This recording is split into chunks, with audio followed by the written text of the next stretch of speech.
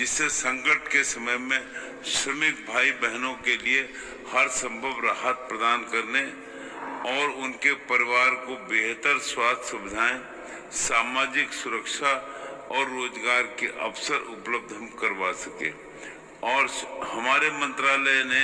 इसके अंतर्गत EPFO और ESIC के द्वारा इस संबंध में कुछ नए कदम भी उठाए हैं और मुझे विश्वास है कि कोविड-19 की दूसरी लहर में ये जो हमने प्रयास हम कर रहे हैं, इससे श्रमिक और उनके परिवार के लिए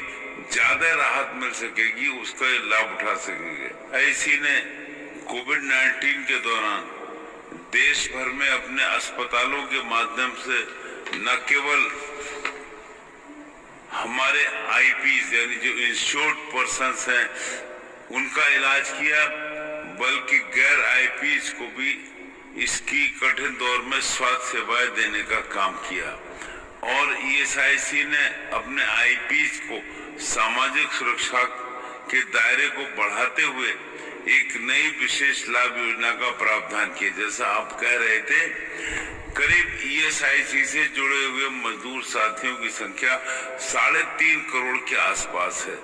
और इनके पूरे परिवार को अगर राहत मिले तो ये संख्या 14 करोड़ के आसपास बनती है। इनको राहत मिल सके और वास्तव में नए प्रावधान के तहत ESIC के IPs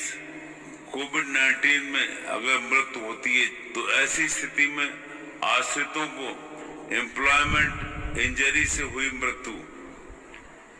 का हित लाभ देने का प्रावधान किया गया है और कोविड-19 के कारण हुई मृत्यु की दशा में ESIC द्वारा दिए जाने वाले सभी लाभ उनको मिलेंगे। जैसे वर्तमान एवरेज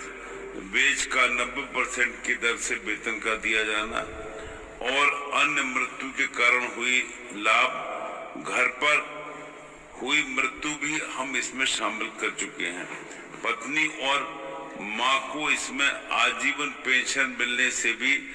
हमने जोड़ने का काम किया है और वास्तव में IPs के परिवारों को महत्वपूर्ण सामाजिक सुरक्षा मिले, ये हम सुनिश्चित कर रहे हैं और इसका उनको लाभ मिल सके।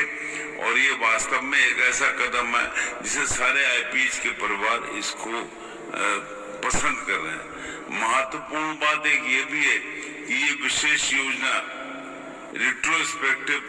यानी हम पीछे से शुरू कर रहे हैं। 24 मार्च 2020 से ही इसको हम लागू किया है, जिसके कारण पिछले वर्ष से लेकर अब तक कोविड-19 के कारण जिन एलिजिबल IPs की मृत्यु हो गई है, उन सभी के परिजन इस योजना का लाभ उठा सके।